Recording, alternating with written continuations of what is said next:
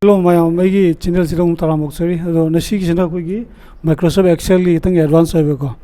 koi gi PMT have formula se kamaina use to gani ado PMT have se kari no ba koi na PMT have di koi gi loan loraga monthly EMI sing ba do aduga principal interest lok thokpa chahi gi tha gi EMI kyam ta ba interest kyam hoiba adugi calculation dine koi na si tawdur se ko de ya ma koi si kino si da koi Excel series de u phanguni myam mamang le se principal le ra ka aina se lising jangkai tha bani ko lising jangkai le ra aduga interest rate na trying thoi aduga period china koi gi chahi hum go the principal le ra the interest rate na bi to the le ra period na kagi magi chahi kya gi interest no chahi kya gi loan no aduna kagi b 3 the le ra monthly sing mai pudo kene ba amount we are equal to PMT irani bracket pirani daga magi interest ga interest divided by chahi sorry tha trying thoi ga de tha trying to ne chahi mani na comma pirani aduga magi sigi period se koi gi chahi kino se se chahi je na chahi gi lo bani na chahi into 12 ga kena di chahi je di tha kuntra jog le na 3 into 12 36 months is jai the divina b3 into 12 comma again is agi principal se pirani aduga saina bracket close to enter ga the thada listing amaga 1660.72 to eba the ke do yabda C minus थोई जा सी minus सी सेंग दि लाल लेबा समाना थोई दबने मानना सी PMT से सी मवांग नत्रगा B1 अबदि principal से सी मवांग minus हापदबा दि B1 मवांग minus हापगे दगा एंटर तो दिल थोगरेगा ये जुमे हजिंगनो एनुअल अबदि चाही दगा कईमा मानली पीबी मोतैना कईमा चाही दे पीबा तारदे दुगी फॉर्मूला न कमाई तोने बदा इक्वल टू पीरने का माइनस पी रसना होती है माइनस पीएमटी दगा ब्रैकेट आगनी दगा नसागी इंटरेस्ट रेट पीरने का कोमा दगा नसागी चाही में पुतोक्त्रो मिना कोई था से पुतोरो है बगा दना मागी पीरियड से लानी चाही क्या आगे नोएगा चाही क्या आगे चाही होम गिलोगे नोएगा हम से लानी अंदर चाही प्रिंसिपल की केनोस में लानी का ब्रैकेट क्लोज तो एंटर दिस इज 20,817.45 पैसा तो ये बगा ऐना चाही द थी वो रेडी लिसिंग कुन थी था रे बगा Rajik lani PPMT, IPMT, PMT and balance का PPMT आज ना कहीं ना बता PPMT है बदी आएगी principal दा था ऐना principal सिंगत तो इसे ऐना लोग रिबा साइकी लिसिंग जंग कहीं से ऐना principal क्या हम सिंगनी है तो अदुगी calculation तो देने वाला तो equal to लाने का equal to PMT लानी दुगा ब्रैकेट ओपन तोरनी ब्रैकेट ओपन तोर मतुंदा नसागी आएगी केनागी इंटरेस्ट रेट सी लानी लागा डिवाइडेड बाय 12 लानी कोमा लानी कोमा ला मतुंदा नसागी आएगी थामनी नसेगा नेसी जे month 1 का मान 1 से क्लिक कर सी comma लानी and the numbers of years लानी B3 लानी into लानी 12 12 लानी दुगा कोमा लेकिन साइगी माइनस थोलक तनबा माइनस इन पीते से प्रिंसिपल से पीने का दुगा ब्रैकेट क्लोज लाने का लाइसे 1160.72 से ये प्रिंसिपल नहीं लिसिंग जंगई दिखे इन्हें सिंगले से ये 1160.72 से प्रिंसिपल सिंगता होगा अजिगुम इंटरेस्ट रेट मुझे पुदो जेगा आधा ये इंटरेस्ट रेट क्या था गया तो ये चमान ना सागी इक्वल टू पीरानी दुगा सिंहांडा नमु IPMT एन पीरने का IPMT ब्रैकेट आगे लानी दुगा ना सागी सिगी क्या ना सा interest rate divided by 12 comma दुगा दी सागी comma लेना जाएगी सिगी मान से सिलानी comma का दुगा माइगी सागी numbers of years का सिलानी into 12 लानी चीज़ 12 comma minus जाएगी principal जगह सिलानी दुगा ब्रैकेट से क्लोज तो रनी अंतर ना से that means आएगी principal ना 1160 दुगा आएगी interest से का interest ना 500 आएगा यदि नसाइगी EMI से क्या हम थोड़ी है ना नसाइगी स्केजू कोई ना तो करे ना EMI की तो दुगा सब चार ना स्केजू तो रने का equal to PMT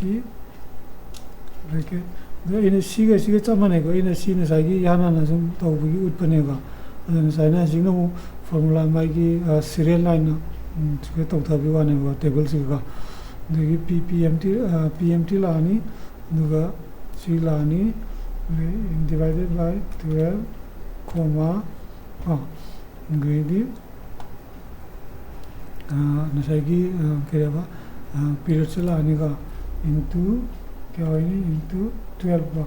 into 12 ग्रेडी comma minus Peerni दुगा जाएगी प्रिंसिपल से पीरनी ब्रैकेट क्लोज एंटर ये 1160.72 सुनेगा सी 1160 प्लस 500 ऑलरेडी लिसिंग का चतुर्थ आएगा सुनेगा अजी बैलेंस है जाएगी सेगी ADCD पिथोक रहना सी पिथोक रमीना ये बैलेंस हम ले उड़िया तो चेक कर सका इक्वल टू नागी बी principal minus sorry principal minus जाएगी PPMT bracket close sorry bracket close पे एंटर का दैट इज ACP मतलब दा 48839.28 बैलेंस लगे बस का AC को सिंग मतलब काजी इन्हें समाना सेजे मायना डायरेक्ट तो उसे जाएगा अरे मायना डायरेक्ट तो हो रहा है कि नहीं डायरेक्ट तो बता रही कि मैं तो नहीं मतलब जंग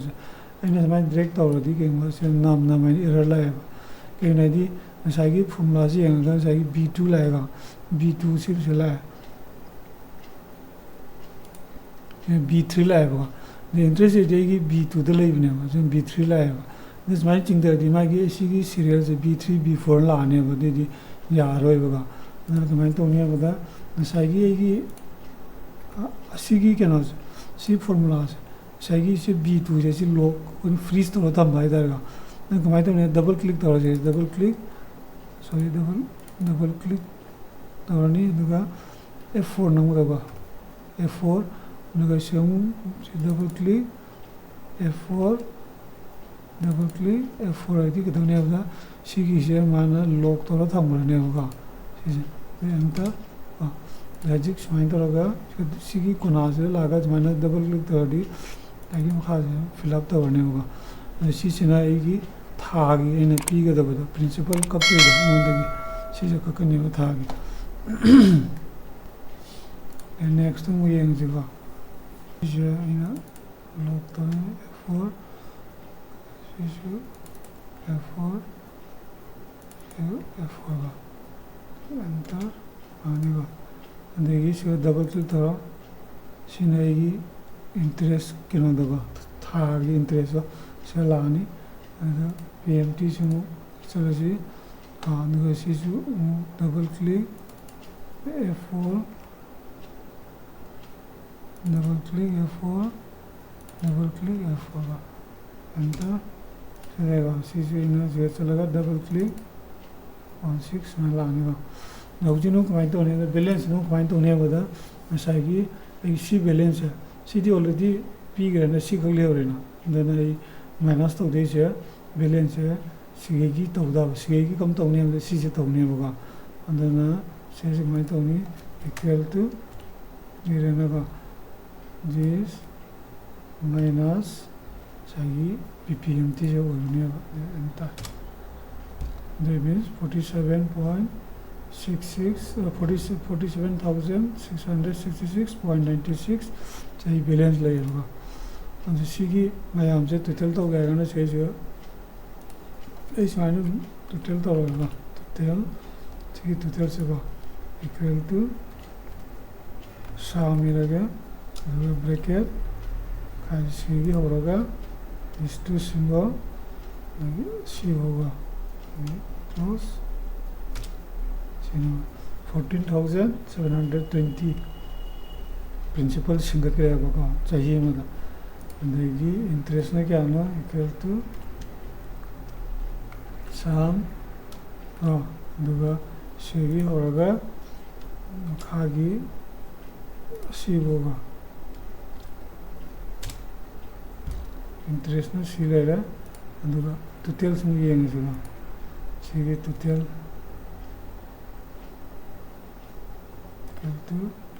शाम सीगे लौरगा इस टू सीबो मेनली गेट क्लोज इनका 10,000 ने होगा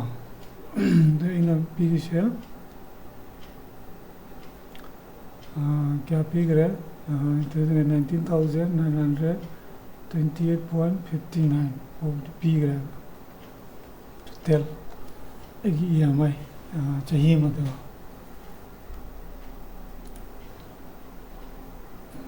एक्स बैलेंस है जमाना चाहिए कोई चीज़ येंगे मतलब जमाने मतलब तुम येंगे यार नहीं तो करेंगे इन्हें स्मार्ट एडिट चुम्बेंगे चुम्बेगा बैलेंस है ये बैलेंस लास्ट चाहिए मो तुम देगी बैलेंस लगे 35,279.22 ले अच्छे से पॉइंट नहीं येंगे कैलकुलेटर चलेगा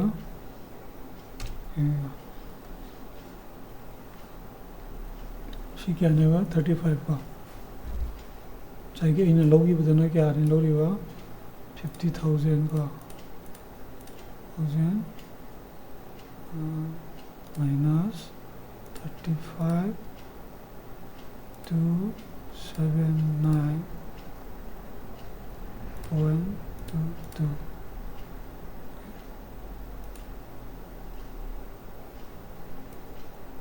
14,720.70 चुमेगा जा यहाँ ये PPMT से चुमने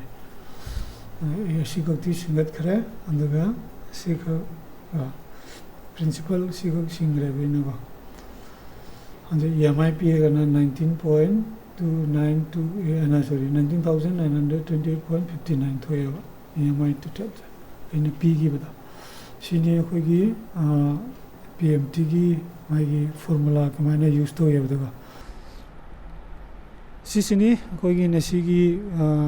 एक्सेल की चैप्टर की ट्यूटोरियल का तो मथंग दमो या तो पूरा लग सके तो मथंगी वीडियो से नेक्स्ट वीडियो दई गूगल फॉर्म कमाई सेंग मनी रजिस्ट्रेशन गूगल फॉर्म यूज़ करोगा रजिस्ट्रेशन फॉर्म कमाई सेंग मनी ऑनलाइन दा कमाई रजिस्टर तौने है बता वीडियो में पूरा लग सके मैं मथंगी वीडियो को दिखाई भी नहीं रसीगा थैंक यू बाय बाय